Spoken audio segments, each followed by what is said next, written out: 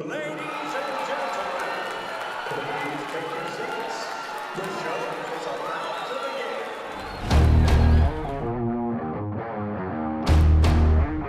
begin. Hey guys, welcome back to another episode of the Kinda Opinionated podcast. If you didn't know, I'm your host, Luke Sharon, and I'm kind of opinionated. Today we interview Alex Barron, Navy veteran and candidate for State Senator District 3. Is that correct? That is true. How's your day going, Mr. Barron? It's going pretty well, helping some people get registered to vote, which is the last week. So if anybody's in sound of my voice, until Friday is the last week, you don't have to have more extensive documentation, meeting some new people and talking. You can't really go knocking door, but I am working very hard to try to get as many Republicans registered to vote and ensure they request their absentee ballots. That's a good cause. That's great to hear. Before we get started, I just felt the need to say, keep it civil on Facebook. Like, come on, guys. There's been a couple of people who have been getting into pretty heated arguments. I don't get why, but I'd just rather not have that stuff on my page. So thank you.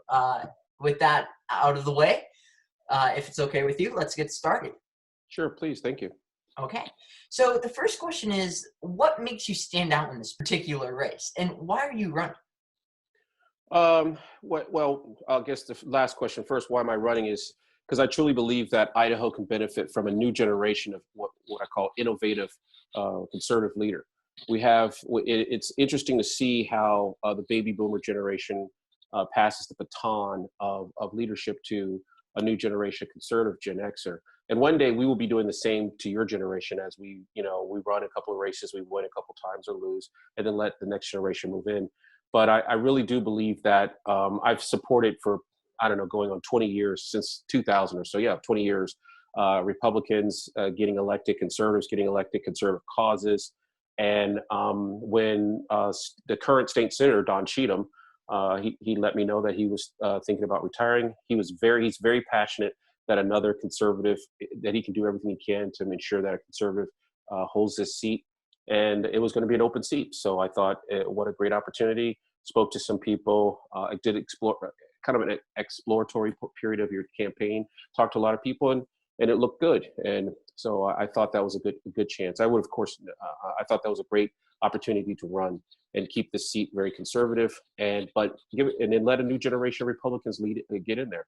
I think that one of the things that set me aside from my competitors are I'm an arch conservative. One of the people running is not. I'm a fiscal and social conservative. I'm thinking. What do you mean social conservative? Social conservative, I believe very strongly in life. I believe that America is an exceptional nation that's based upon Judeo-Christian values. I believe that one of the reasons that makes this nation great is that we're based upon three main things that we should be passing down to the next generation that made our nation great. I believe that we are built on Judeo-Christian norms, especially in public.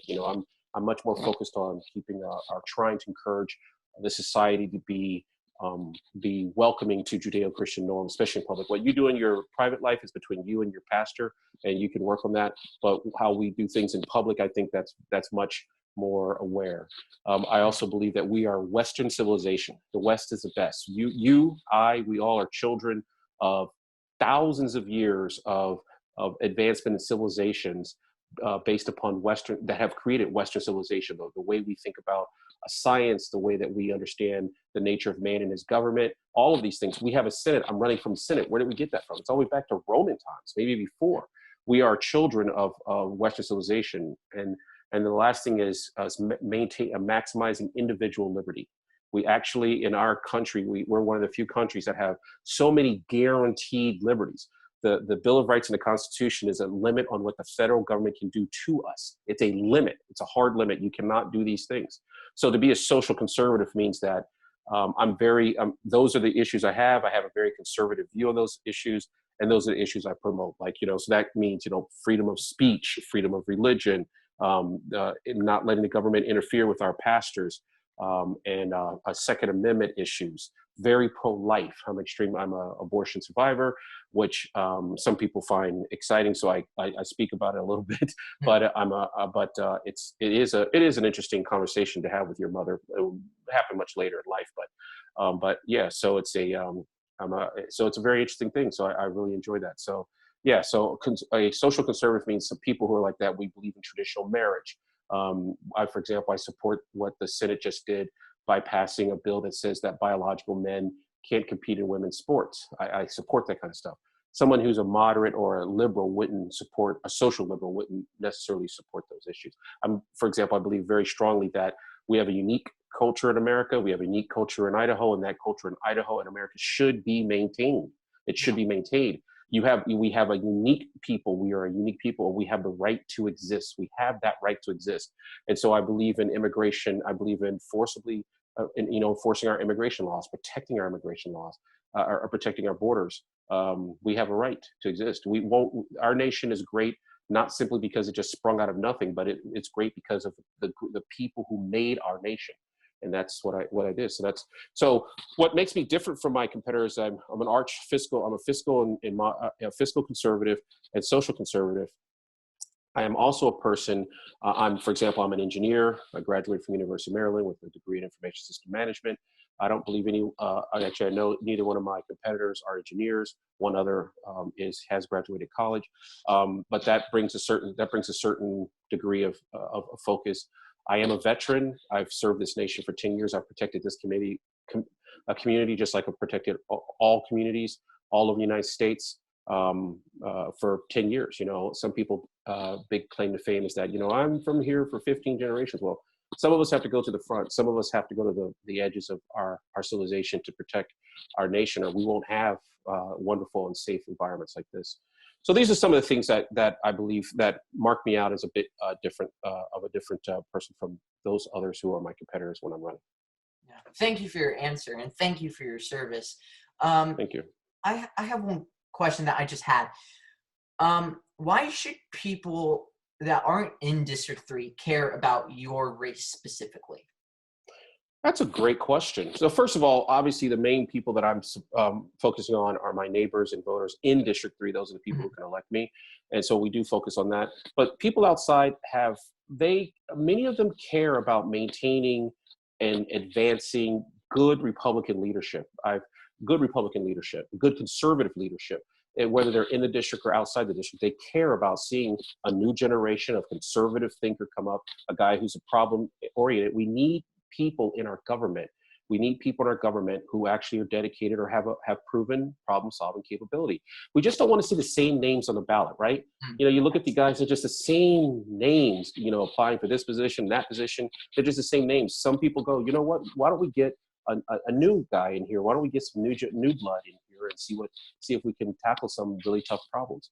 So I think that the other thing is that even people outside the district know that, what the Senate does has an impact on all of our lives. So they want the most innovative and most conservative leader they can find. Yeah. Well, thank you for answering my question. Can you explain to me how political districts work? Well, the most important thing to know is, well, at the federal level, we have a census. The census tells us how many people are in America.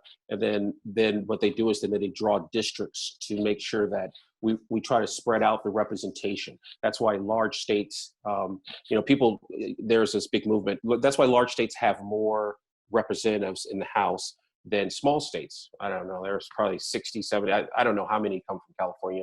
A lot. And we have 2 in Idaho because we have a smaller population. And by the way, that's not an absolute population. It's a population relative to the rest of the states.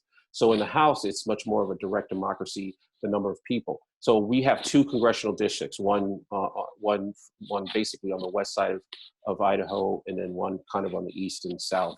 And so those districts are drawn, and then they try to split the population evenly so that each person can vote for their representation. So in Idaho, I think we have 40 districts and maybe 35 districts. And then we have each district elects 1 senator and 2 representatives. So if you lived in District 3, then you would be voting for myself and then two representatives who are Ron Mendai and Tony Wisniewski.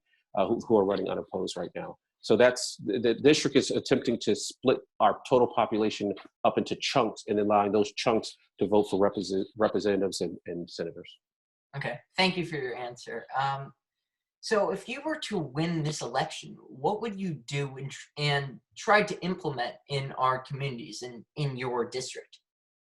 Well, the first thing I would do if elected is to help my fellow senators, Senator Vick, Senator Souza, they're the other senators from Kootenai County, help them work on some initiatives that they have. Those guys have been down here, down in Boise a lot longer.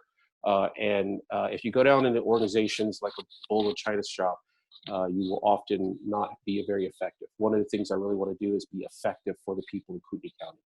And so first thing is they have some, Steve Vick has very good ideas, and I would really lean on him to take a look at some of the focus areas. But one of the first things that I really want to work on is stopping the prison release center.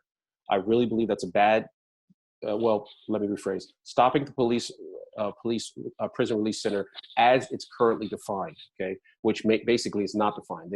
That's one of the things I'm very passionate about. And if I'm elected, I will work on stopping the prison release center as it's currently. So effectively, a prison release is a minimum level prison where people who are convicts, who are prisoners, are let out part of the day to work in the community. So if you had a crime that you're supposed to spend 4 years in prison. Do they have a police officer monitoring? No. Yeah. Well, they'll say monitoring. They have an anklet bracelet on, and they're supposed to track. And there's maybe one police officer for, I don't know, 50, 60. I don't know what the numbers per person who's watching, but the guy gets in a car and drives off.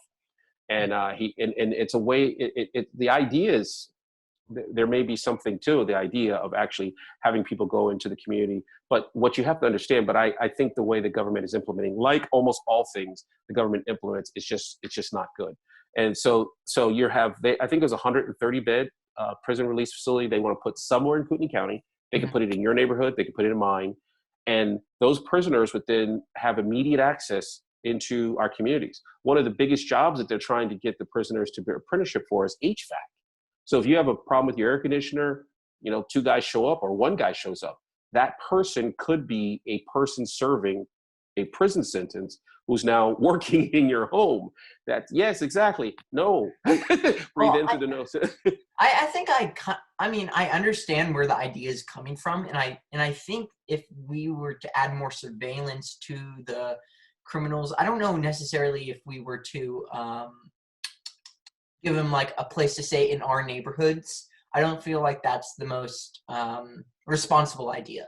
But yes, you're correct. You're correct. Go ahead.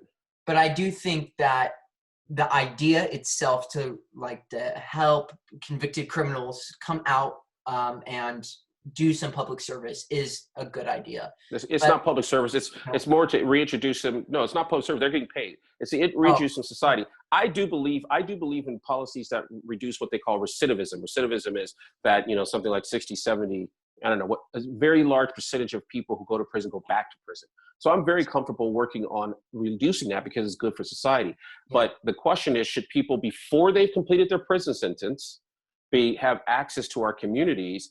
The state government, the Department of Corrections has said that, for example, they don't have any requirements to do what we call a community plan. In other words, if they're going to put it across the street from your school, then your parents may want to say, wait, well, or whatever, the local school, wait, maybe that's not the best place for it. Well, they said, we don't have to submit a community plan. We've also asked, I personally asked the director of Department of Corrections, what kind of prisoners are going to be put in there? Are there sexual deviants there, violent sexual offenders? And his response was, I want this prison to be a one-stop shop. Well, wait, nah, no. Yeah, and so I'm not, like I said, I want to help. So as you asked, what are one of the things I'll be working on immediately when I become a state senator? I don't believe the state Senate should be the one in charge of deciding these things. What I would like to do is help sponsor a law that says that if the state is putting any facility in people's community, then they have to do the same thing the private sector does, which is they have to submit a community plan. Okay, they have to get a positive vote by that local board board of commissioners. That local community has to approve what they're doing. Right now, they're saying we don't have to do that. We don't have to really interact with the local community at all. So I think that's a very wrong thing. Now, my ideas that I have given to Governor Little's staff include that I think these facilities should be much smaller, not 130 beds. I believe that they should be outsourced to the private sector if available, more like things like the Croc Center, the Croc Center where we all go swim. But most people don't recognize that the Croc Center is actually owned by the Salvation Army. They have a church inside that. The Salvation Army has worked for generations on men who have people, but focused a lot on men who have substance abuse issues, addicted to alcohol, addicted to drugs, addicted to things. So that's their focus. So they haven't worked exactly like this, but they have a lot of prison ministries, priests and pastors who are inside, and nuns who are inside the prisons trying to work on the prisoners. I believe that the private sector, especially faith-based private sectors, have provided services similar to this. So I would ask the Governor Little to offer this up, to suggest to smaller to the private sector. Can you offer this system? So instead of having 130 beds, you'd have 30 beds. Then one of the things I would like to do is restrict this only to the prisoners who left Kootenai County coming back to Kootenai County. And that way, we have a responsibility of helping our own. But right now, they said that they can put prisoners from anywhere in Idaho into Kootenai County. In other words, 130 beds every year, 130 men released into our community that are from anywhere. And so I'm like, no, why have that? So maybe perhaps from the surrounding counties, but basically people from here this service should be there. So I put up that there's many things that I think that we can change to help the recidivism rate and not to damage our local communities. But I've been working with a group called the Tuesday Morning Group, which is a group of political people that includes a few people who are running for office. And I've been helping those guys. I really would like, coming up with ideas and doing things and speaking about this issue. And the reason is because I really feel passionately that the way that the Idaho Department of Corrections has said that they're putting this prison facility in here is not good for our community. We have to have more community input on such a bad thing. I'll tell you, a lot of people born up here. I was born in Chicago. I have personally seen and witnessed the government drops large facilities like this into communities, and it changes the entire nature, the character of a community. Do you know if they drop that 2 blocks from your house, and do you know what would happen to your property value? Your parents would be like, it would be incredible. You have a prison that's 2 blocks away. Nobody wants their kid, walking to school. It's a dangerous thing. So we have to be loving and considerate to the men who have found men and families who found themselves in a situation. We have to help them with recidivism. But I don't believe that the way that this prison release facility has been described to me by Governor Little's staff is the way to go. And so that's one of the things that I will immediately start working on as your state senator from District 3. I understand what you're saying, and thank you for your answer. So I read on your website that you support school choice. Is that correct? Yes, absolutely. What does school choice mean to you specifically, and how do you propose our state pays for that versus public education / the way we do it now? So the way you do it now is, one of the things I like to always remind people of is that almost all taxes are organized theft, which means if you don't want to pay those taxes, the government will come to your house with an IRS gun, point that gun at your father's head and say, you will pay these taxes or we will take this house and put your family on the street. See, in other words, the government's taking your money by force. Taking things by force against the will of the person is called theft. So taxes are organized theft. Now, you have to sometimes work within the system. We don't like you may not like the way the rules of the game are set up, but sometimes we have to work in the system. So once we understand the morality of this, we now work in the system. Currently, the government collects taxes and then it allocates that money for schools directly to school districts, school boards, things like that. So Kootenai County gets its money from levies which are local, put on people's property, which increases the property the money that a person has to come up with every year.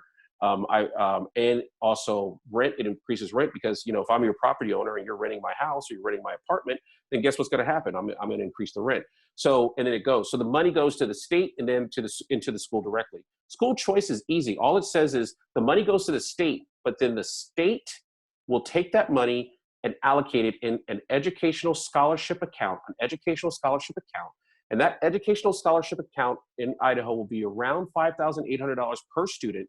And your parents, the parent of the student, will decide where that money is spent. Now, the public schools think that if we suddenly, if we work this system into in next year, 2 years, or 3 years, or whatever, how many long it takes us to do this, then all the public schools will shut down. That is not true. I have very much faith in the public school system that they can compete with any other school. But now, if you're going to public school and the teacher's talking to your mother, and your mother's like, we need to change this curriculum, or we need to have better this, or we need to, that teacher knows that your mother can pull you out of that school, put you in another school, and maybe another public school or another wherever, charter school, and the money will follow them. The money will follow the student. That's what school choice is. It means that your parents are the best people that I believe to decide what, where your education comes from, how your education works. I believe it's your parents that are best set to do that. So here's my question. If so does each and every student get this? So does the government give out money to each and every student for the parents to decide which school to go to? It wouldn't be we wouldn't give money, but what we create is an educational scholarship account. It would be a special bank account. Mm-hmm. And then the state, because it's state money, we would say the state, you can only use this money for education or schools. And then when you would go into, let's say you go to public schools, because again, public schools, I sometimes fear that they don't have enough confidence in themselves that they can compete in this market where where you can talk to the parents and the parents can move around. I truly believe they can. They have way better sports than private schools, way better sports than most charter schools. There's a lot of things that public schools offer that some people that would take advantage. But that bank account, like if you went and tried to just put your debit card in and pull $300, they'd say deny. So if the government gives, it's not, you can't pay out and you can't use the money, right? You can't use the money freely. There's limited things. Basically, you make the educational scholarship account, ESA, and what you do is you bring that back. You would go to your public school. I want to go to this school. Okay, sign here. Your account number would be on there. Your name would be on there, and you would sign, and then the school would then be eligible to pull that money down from that account with you. Click, click, and pull it down. And so that's how that would work. Go ahead. Wouldn't like every parent want to put their kid into like a pristine school, such as a charter academy? Yes. Or such? So if that's what happens, isn't there some truth to there being some issues with the public schools? Because if every parent wants to put their kid in a pristine school, such as a charter school or such as a private school, wouldn't there be issues with public schools? There could be if public schools did not improve. But remember, we all want to drive the top of the line Toyota Tundra too, but we can't all afford it. See, there's not that many seats in charter schools. So what you would do is you would end up, boom, that charter school is full. Now you got to put your kid in school next year. What do you do? And then the parents would then go around to schools. Tell me why it's best for my student, my child to go to your school. And as they go down, you're correct. The schools that truly can't compete, that really believe that they can't offer the kids anything to compete with other schools, they're the ones that are the loudest and most abrasive in saying this is a bad system, because that bottom chunk may not be able to compete. But in my plan, the plan that I would support, I would leave a chunk of money. So let's say that just for easy math, it's $6,000 per student. I'd leave $1,000 or $2,000 with schools that need help, so they wouldn't have the student, but they would have a portion of the money so that they can improve. So in other words, even if you move this kid from here to here, this child from here to here, then what would end up happening is that failing school would have a chunk of money to be negotiated, and that way they can improve. But you're correct. The way to improve schools is competition. So if your parents believe charter schools best, then they'd all flow to charter schools, but that would fill up, right? Right now they said there's a few hundred beds. There are not that many open beds in private schools right now. Desk. There are not that many open desks they're full. So yes, some of them would grow, but some of them couldn't. But all the time, the public schools would have to improve too. And that's the incentive, is that once the public school knows that you in your money can go to a better school, then they would need to improve and to compete for that service. And I believe that is the only way that we're going to improve education for the mass group of people. And remember, I truly believe if you go to rural schools, it's the school district has infrastructure that no other school has. It has buses, it has after school activity. It has hot lunches. It has a lot of things that some families value highly, that would say, no, I want to keep my kid in the school, but by the way, can you please change this, this, and this? And I think that you would get a lot more of that change if people would be listening if they knew that the money would follow the kid. So yes, bad schools would have to improve in this system, which is exactly what I would like. Well, thank you for your answer. Moving on to another question. Why do you want to win? And what would it mean to you if you won this race? Well, I want to win, obviously, so that I can implement some of these ideas. We've been trying to do school choice for a very long time. We haven't had a state senator up there that we haven't got it done yet. And I truly believe that if I'm at the table elected from one of the most conservative districts in all of Idaho, I think that will say a lot. I think it will say a lot. It would be also very interesting, since I look a little different than your average resident in Kootenai County. I think it would say a little bit different. I think I think that would be a good thing. I think it would be a great thing. One of the things that progressives hate is when people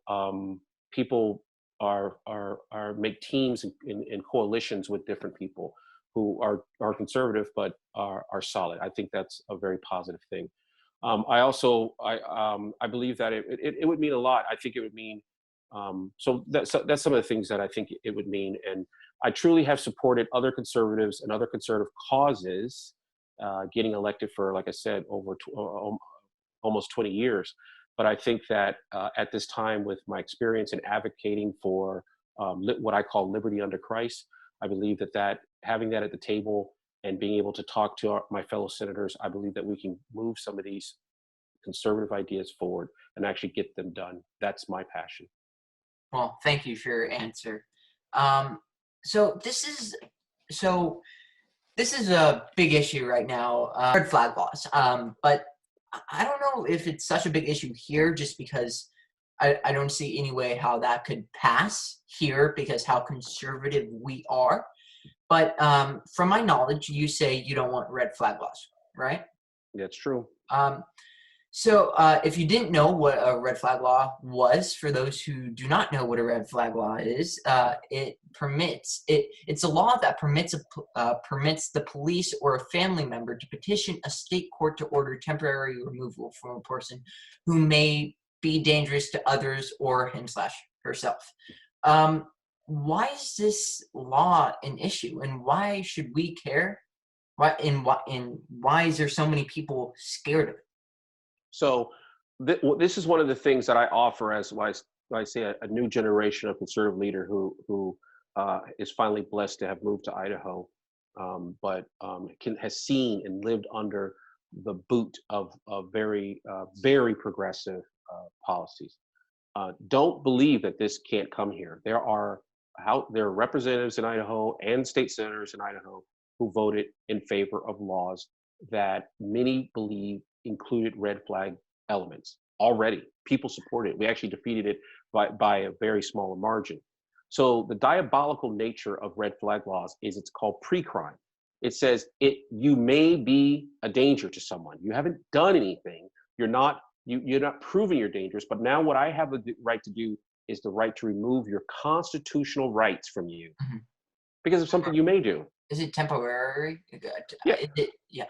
Well, they say it's temporarily, but now what you have to do is you have to use your own money, your own resources, and you then have to go petition the government to get your own constitutional rights back. You have to prove to the government that you're not a danger. These red flag laws can be grossly misused. There's some misdemeanors. There was an example of another state passed a red flag law that said if someone even feels intimidated by you, they can take your constitutional rights. In this case, your right to keep and bear arms. And I can't remember if it was Leno or it was one of the late night talk hosts. And the woman submitted a red flag law and said he was sending threatening winks and gestures through the TV directly to her, and she felt uncomfortable. So they filed a restraining order against this man in a different state because of this woman in a whole different state that he's never met saying, "Oh, I feel threatened." That happened. I'll send you the link so you can put it in the article. That's insane. So the concept of red flag laws is it's pre-crime. It's saying you may do something, so I have the ability to remove your constitutional rights from you because of something you may do. That cannot be right. That we cannot allow that at all. We just simply cannot allow that at all. And so in my case, I feel that red flag laws are straight out. There's no way that I would support them in any way, shape, or form. I won't support any law that even comes close to having red flag laws. They're diabolical in nature. And because imagine if the government got that right to do this about the Second Amendment, what's stopping the government? Once what they call the camel nose under the tent, once one thing starts, the next thing starts. What happens if they say you don't have the right to assemble, or you don't have the right to speak? You know what? I don't like your podcast. I believe your podcast incites hate speech. So I'm going to preemptively remove your ability to publish anything on the internet until you prove to me that you're not a dangerous society. That's ludicrous. But if you go look, there's a woman who was a big protester, and she did some protests in Great Britain. And then she was coming back. They said, well, you might do that again. We don't like that, what you did. So you're denied entry into Great Britain. So these kind of red flag laws can get completely out of control. So they are diabolical by nature. They are removing people's constitutional rights without due process. That's assured to us. That's one of the reasons that we are not British anymore. We are Americans, because we said that the only way to remove your rights is a jury by your peers, and you have to be charged with something and then convicted of something, and then your rights removed. Never, never, never, never again will we allow the government to remove your rights or my rights or anyone's rights away from them before you have done anything. Well, you may be a danger. Someone who makes that determination. That's a whole. You can drive a train through that conversation, that theory. Like, well, who makes a determination? Why? Who does that? So over here, maybe people don't feel the same way. So no, it's a terrible idea. It's a destructive idea. It's unconstitutional, and it's immoral. God doesn't say he's going to punish you for something you might do. I mean, it's just completely beyond all morality to punish people and remove their constitutional rights for something they may do. Absolutely wrong. Absolutely wrong. And I will never support anything even coming close to that. I feel very passionate about that. Thank you for your answer. And before we get to the last question, this is just a question I had just to get your opinion. So I'm assuming you're aware of the protests going around about the stay-at-home orders that are being in place throughout the United States. And there was one in Sandpoint, there was one in Coeur d'Alene, there was one I believe there was one in Boise, but I could be wrong. But is this irresponsible? No. Yeah. No, I don't believe it is irresponsible at all. The first of all, so back up for a minute. Many people on the right had, I believe, a lot of patience and trust in President Trump and Governor Little for the first 2 weeks. If you looked at that, there were very few or no protests that I'm aware of, no significant protests, even across the United States initially, because we didn't have a lot of information about this new virus. It's a brand new virus that was started, all the scientists say, in Wuhan, China. They call it COVID-19, but it was started in China. That we should acknowledge that fact. So we had no knowledge. It's a brand new virus. And so I can tell you, if I'm sitting here at a table and there's 100% unanimity of every smart person, every doctor, every scientist around me saying this thing could kill up to 3.5% of the people it affects, it could infect. I mean, they're looking at millions of dead Americans. That's what we were told. So we're like, well, you do a lot to avoid millions of dead Americans. It's our job. But then we get more information in, valid data, dated from the cruise ship, the Diamond Princess, data from a German study that studied 1,000 people, and data from China. There's a Chinese city that did a data where they basically tested a huge group of population. And just, I think today or yesterday, there's a new study from California that did even more data that shows that a huge amount of people have this virus or had it. A huge amount. The Germans, I think, said something like 20 or 30% of their population had antibodies to protect themselves from the virus. By having a lot of people have already had it, asymptomatic, they didn't go to a hospital, they didn't need a ventilator, they didn't need an ICU bed. A lot of these people then, by saying there's so many people infected, that means that so few people are actually dying. The mortality rate, which we were told would be around 3 points by the World Health Organization and by the Imperial College in the UK, we were told that the mortality rate could be around 3.5%. But we're finding out the mortality rate's around 0.3%. It's like not even 1%.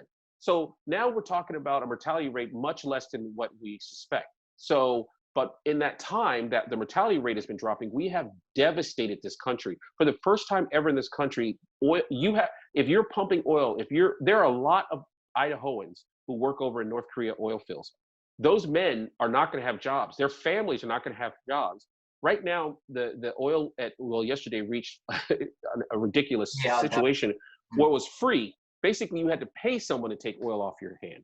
So that's the concept. For the science supports that what we thought was happening, or what we feared didn't happen, and those numbers were magnitudes larger than we have. And by the way, we should all be thankful. Yay! Everyone's not going to die. Yay! Let's do that. But now that we have new data, I encourage people to make different decisions. Right? When you have new scientific data, new backup data, we start making different decisions. I don't blame. And so another part that people talk about is the constitutionality of this. And it is true that there have been two court cases that I can remember that have basically said that it's pretty shocking to most people that it's quote unquote constitutional for the government to force vaccines upon people, which is outrageous. But the judges, the Supreme Court justice did say that, and it is also constitutional to temporarily put people in quarantine. These two things are constitutional. The problem with that is, first of all, people have a problem with those rulings by the Supreme Court. The Supreme Court, by the way, it shouldn't be making law. It gives opinions, and then it's up to the legislators, which is what I want to do, to make the law. So first, people have a problem with that whole concept that you can forcibly vaccinate someone. The Supreme Court claims you can. A lot of people disagree with that. But the next step down from how this is that when those were previously used,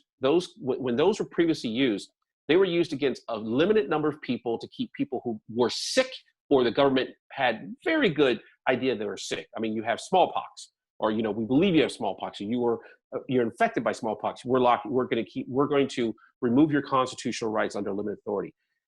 What the Governor Little and his Director of Health and Welfare has done is said that we're going to lock everyone up because you may be sick, you may get sick, and that implementation of that past law of locking a very small number of people up for a very limited time, saying a huge number of people can't do this. So that's the second reason why people are beginning to say we won't accept this. And then of course the state is becoming what they call heavy-handed.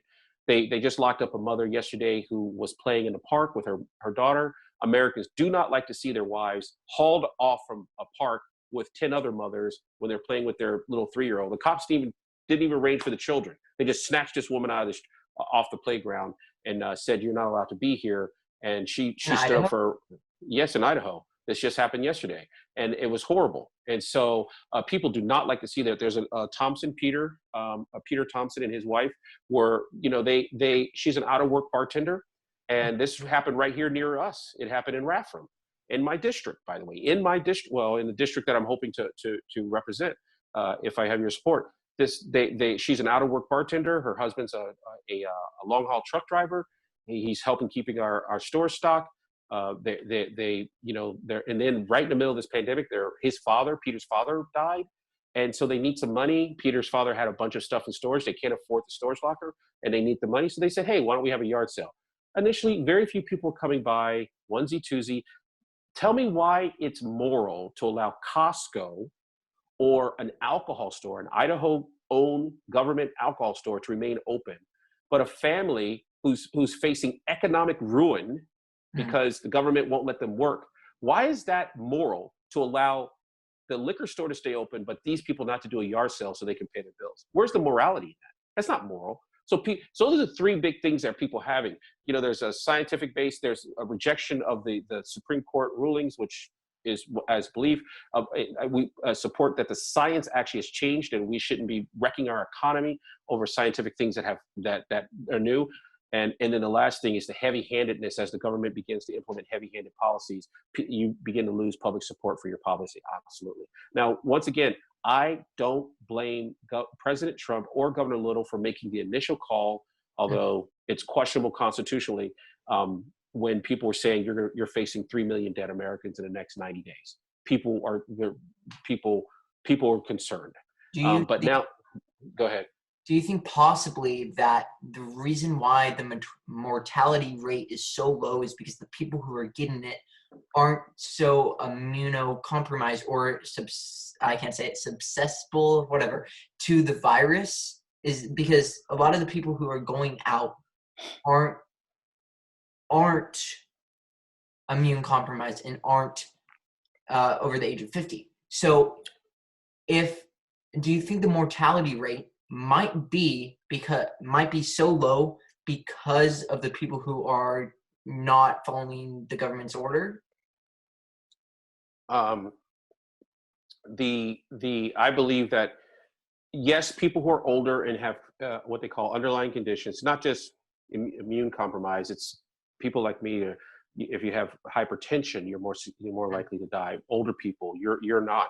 But the projections that the government used included social distancing. They said it many times. We project 3 million dead Americans, and that's with social distance. Okay, so it's not just social distance that's keeping people alive. Now, even after this, so it's not. Don't believe people when they go, "Oh, it's a social distancing only it's reducing the mortality rate." The government projections included social distancing as an element.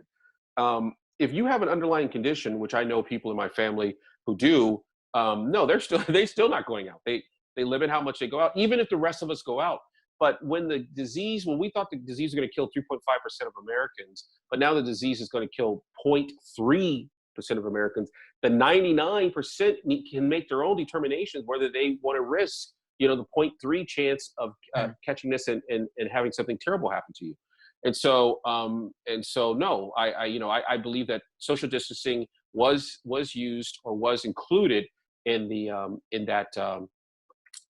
projections, and their projections are magnitudes higher than what we now realize with these larger tests of antibodies to see how many people actually have it.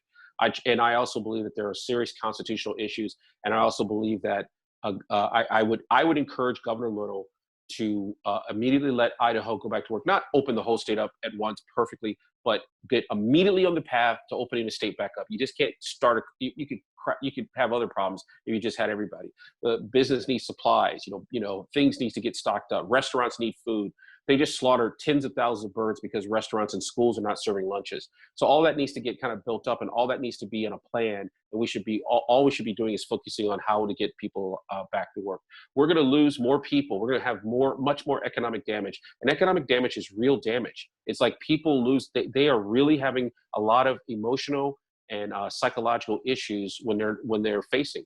I talked to a person yesterday who's a bartender, and she was asking me how to access food banks in a local area. That's ridiculous. She's never done that in her life. So people are really hurting. And I would encourage Governor Little to acknowledge that and talk about the plan and the path to open Idaho up as soon as safely possible. I hear what you're saying, and I appreciate your opinion. Now, okay, so this question determines whether or not you win. Whether or not you become the state senator, okay? So get ready. This I don't know. This might be the most important decision you make. I can't tell, but here we go. The question that determines whether or not you win is cereal a soup?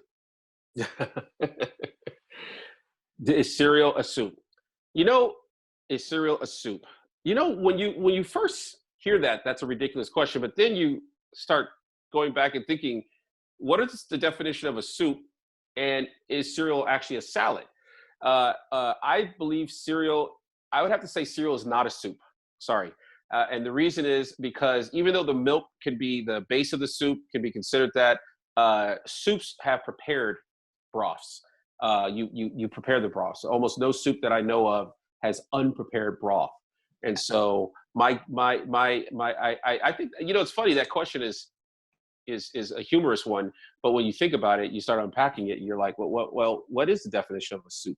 So I would say cereal's not a soup because the broth or the liquid in the soup is prepared while milk is not. So that's the line I come on. So the pro soup people may not like it. Now that is the correct answer. It Really? is. I think you just won. I don't know. I have a sneaking suspicion now. You just won the race.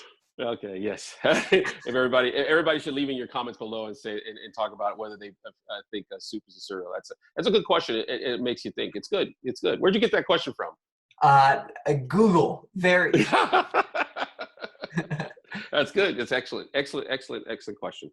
Well, thank you for being on my podcast today, because some people, I call them up and I email them and then they never get back to me, or they just say, sorry, I can't do it anymore. So, I really appreciate you doing this, and thank you. Yeah, you're welcome. I enjoy talking to my neighbors. I really do. And I have always done that. I've spoken more than 50 times around Idaho. I enjoy talking to people, talking to them about conservative values and our way forward. So thank you very much for having me. And remember, if you like your government small, your taxes low, your borders strong, and your speech free, vote Alex Barron, State Senate 3. Well, thank you guys for listening and watching the Kinda Opinionated podcast. We are now on iTunes, we're now on Apple Podcasts, we're on Google, we're on all the platforms. So go listen anywhere you can. Thank you guys for listening to the Kinda Opinionated podcast. Until next time, okay, goodbye.